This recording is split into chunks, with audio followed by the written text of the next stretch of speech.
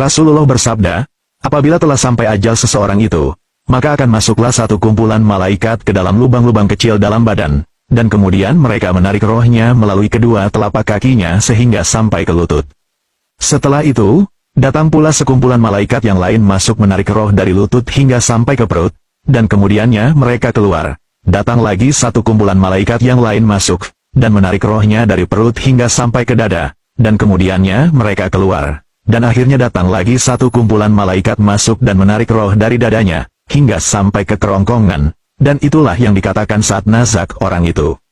Kalau orang yang nazak itu orang yang beriman, maka malaikat Jibril akan menebarkan sayapnya yang di sebelah kanan, sehingga orang yang nazak itu dapat melihat kedudukannya di surga. Apabila orang yang beriman itu melihat surga, maka dia akan lupa kepada orang yang berada di sekelilingnya. Ini karena sangat rindunya pada surga, dan melihat terus pandangannya kepada sayap Jibril. Kalau orang yang nazak itu orang munafik, maka Jibril akan menebarkan sayap di sebelah kiri.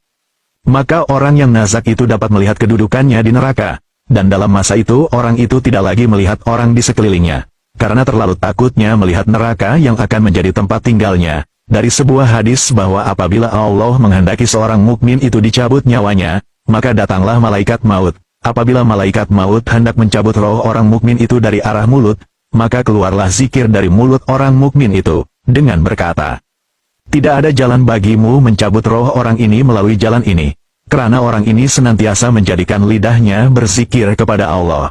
Setelah malaikat maut mendengar penjelasan itu, maka dia pun kembali kepada Allah, dan menjelaskan apa yang diucapkan oleh lidah orang mukmin itu. Lalu Allah berfirman, wahai malaikat maut, kamu cabutlah ruhnya dari arah lain.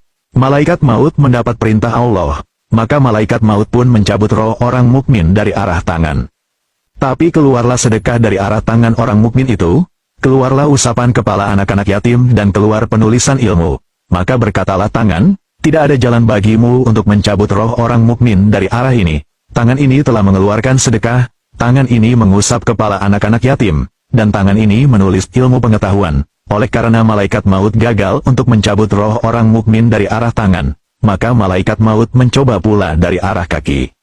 Malangnya malaikat maut juga gagal melakukannya, sebab kaki berkata, tidak ada jalan bagimu dari arah ini karena kaki ini senantiasa berjalan mengerjakan sholat dengan berjamaah, dan kaki ini juga berjalan menghadiri majlis-majlis ilmu. Apabila gagal malaikat maut mencabut roh orang mukmin dari arah kaki, maka malaikat maut mencoba pula dari arah telinga.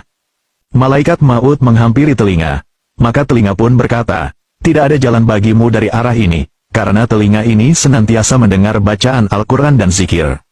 Malaikat maut mencoba mencabut orang mukmin dari arah mata, tetapi baru saja hendak menghampiri mata. Maka berkata mata, tidak ada jalan bagimu dari arah ini, sebab mata ini senantiasa melihat beberapa mushaf dan kitab-kitab, dan mata ini senantiasa menangis karena takutkan Allah. Setelah gagal, maka malaikat maut kembali kepada Allah. Kemudian Allah berfirman, wahai malaikatku, tulis asmaku di telapak tanganmu dan tunjukkan kepada roh orang yang beriman itu. Maka malaikat maut menghampiri roh orang itu dan menunjukkan asma Allah, melihat asma Allah dan cintanya kepada Allah. Maka keluarlah roh tersebut dari arah mulut dengan tenang.